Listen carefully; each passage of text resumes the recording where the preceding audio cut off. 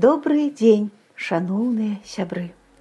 Даўно не было на маім канале казкі на канапе, тапанімічных і міфалагічных казак. Таму сёння хачу прапанаваць вашай увазе новую кнігу легендаў пра Беларусь.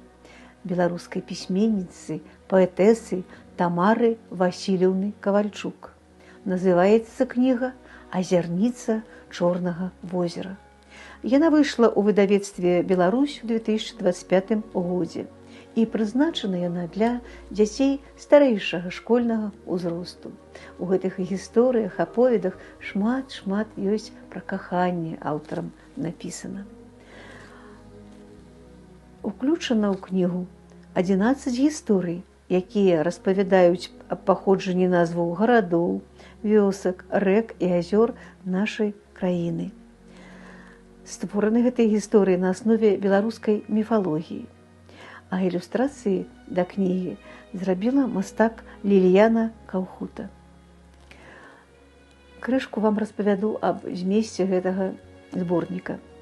Захапляльная гісторыя кахання дзяўчыны-маланкі і хлопца Міхася адлюстравана ў легендзе «Азярніца Чорнага возера». Пра паходжанне вёскі Сенніца і гарадоў Лоева, Мазыра таксама можна даведацца з гэтай кнігі. Чаму назва ракі Прыпяць такую, чаму рака Прыпяць такую назву мае, таксама можам тут прачытаць. А мы з вами, дарагія сябры, пачытаем легенду аб паходжанні горада Асіповічы. Калі ласка, паслухайце.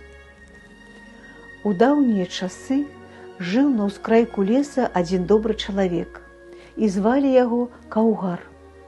Меў ён неймаверную сілу, і, нібы волат, мог вырваць дуб з каранямі, зрушыць у бок ад ручая вялікі валун. І, нягледзячы на маладосць, паважалі яго людзі, за дапамогай да яго звярталіся. І ўсім стараўся дапамагчы Каўгар. Але больш за ўсю часу ён праводзіў у лесе. Вельмі па душы яму былі хвоі ды елкі, дубы ды бярозкі беластволыя. Мог ён з імі размаўляць гадзінамі, вызваляючы ад сухіх галінак. А яны дапамагалі яму вывучыць мову птушак і звяроў. І стаў малады аматар усяго жывога сапраўдным абаронцам прыроды. А каб абараняць яе, паступіў на службу да пана, уладальніка тых лясоў.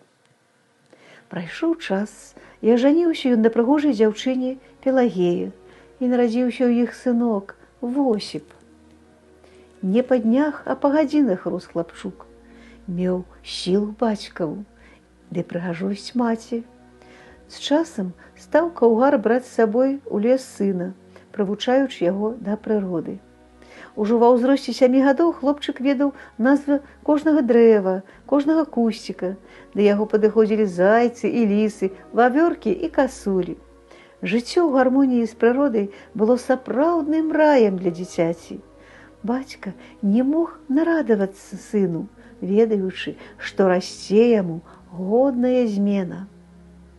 Да 20 гадоў узмужнеў Восіп, стаў сапраўдным мужчынам. Па-ранейшаму ён з бацькам працаваў у лесе, дапамагаў маці змагацца з пустазеллем у агародзе.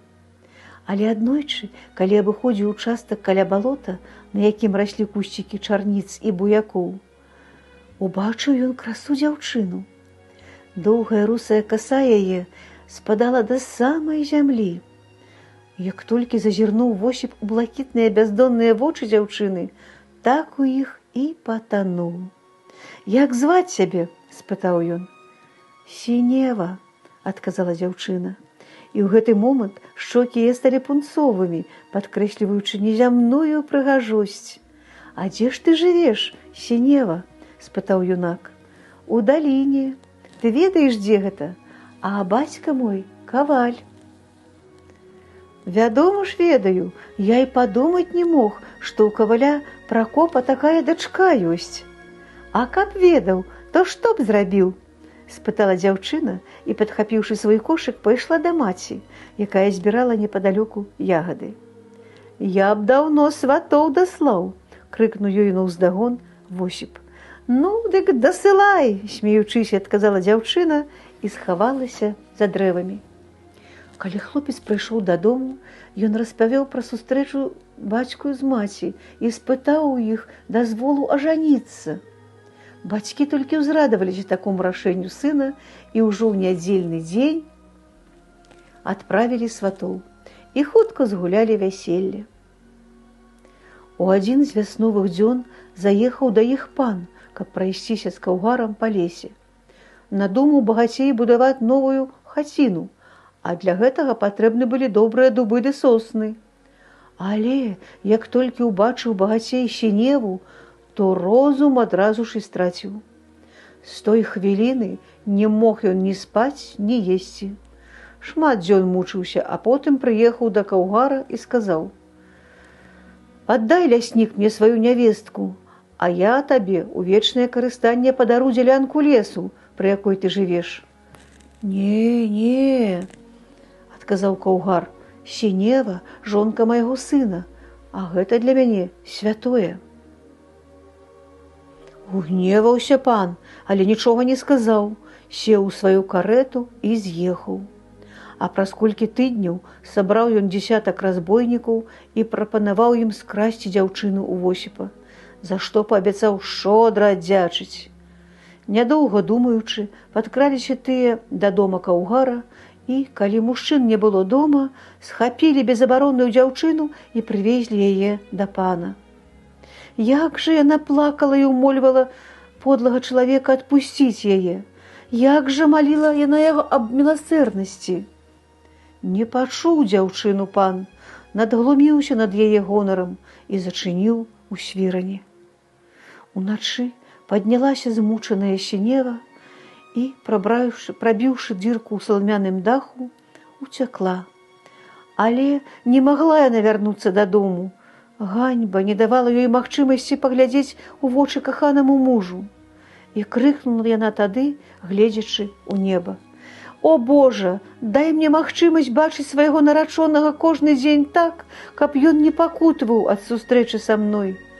І зрабі так, каб мой каханы муж купаўся ў маёй любові ўсё сваё жыццё». Пачулі нябёсы адчайную просьбу дзяўчыны і ператварылі яе ў раку. Шмат дзён і начэй шукаў Восіп сваю жонку. Шмат дарог прайшоў, балот вымяраў, ды ўсё без сэнсу, няма нідзе сіневы. Ужо сонца пайшло на захад, калі ён выйшаў да ракі. «Што за цуд?» – здзівіўся ён. «Тут ніколі не было ракі. Як такое можа быць?» Але калі ён нахіліўся над незвычайнай блакітнасці вадой, то адразу ўбачыў у ёй вочы сваёй каханай сіневы. Зразумеў усё Восіп, загаласіў. Ды рабіць няма чаго. Але, каб ніколі не развітвацца сіневай, пабудаваў ён на беразе ракі хату і стаў у ёй жыць, прыходзячы кожную раніцу да сваёй ненагляднай, і купаўся ў яе водах, аддаючыся ёй усёй сваёй існасцю. З часам побач з ім пасяліліся людзі і назвалі тое месца у Восіпа з сіневай. Потым з'явілася назва Восіпу Кут.